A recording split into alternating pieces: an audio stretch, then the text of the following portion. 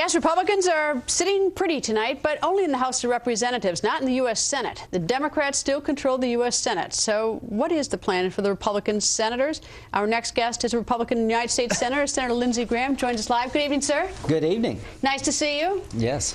First, let me get to some news today. Senator Claire McCaskill, who is a U.S. Senator from the state of Missouri, right, has now said that Congress should pursue alternatives to a requirement for individuals to purchase health insurance. In other words, she says we should do something different than the individual mandate. This is a lousy time to be saying that. Well, at the end of the day, I'm glad she's looking at something different, because the bill that passed last year on Christmas Eve was a terrible bill for America. It consolidated more health care in the government, and the government can't afford the health care obligations we have. It took the private sector and basically turned it upside down. The individual mandate Medicaid expansion.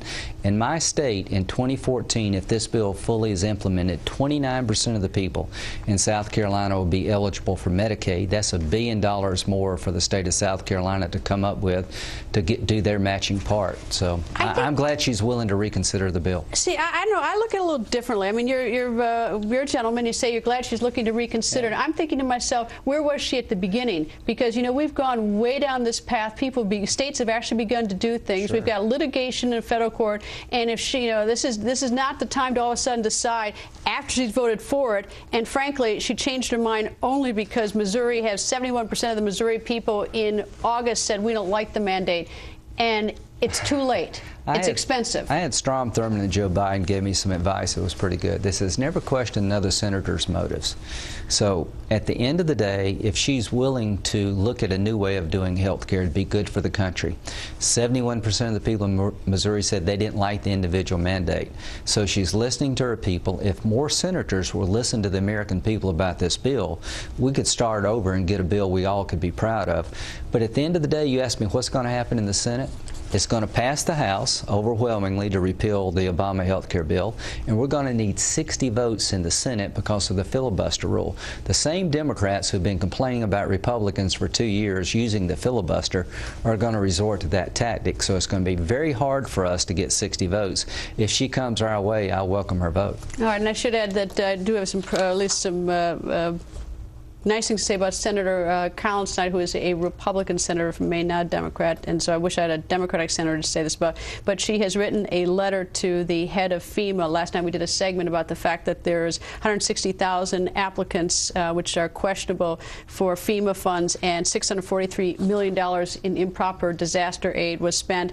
And she, as Senator Collins at least, is now all over FEMA to give us some answers. So that's good news. That is good. You've done a good job talking about government waste. But let's don't lose sight of where America stands. We're $14 trillion deficit. We have a $1 trillion debt, $1 trillion deficit a year. We're spending over $1 trillion more than we bring in revenue a year. It's totaled up to $14 trillion. When you look at Social Security and Medicare, those programs are about $40-something trillion short of the money they'll need to pay benefits in the next 75 years. Here's some hope.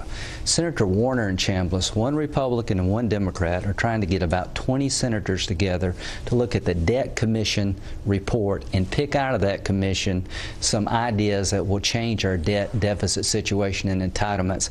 I'm hopeful they're successful. Our country is on the verge of financial ruin. Now is the time to be adults up here, talk about America's future. We have more in common than we have in different.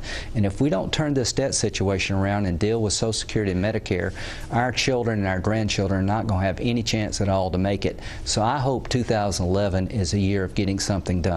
And indeed, I think probably the American people do, because I think the American, hope so. I'm people really are hurting. Worried. We're hurting as a nation. We have high unemployment, but we have obligations we've committed ourselves to that are not going to be paid off without massive tax increases or benefit cuts. But if you get started now, you can do this without a lot of pain. But every year we waste, it makes it harder. Senator, always nice to see you. Thank you, sir. Thank you. Happy New Year. Did President Obama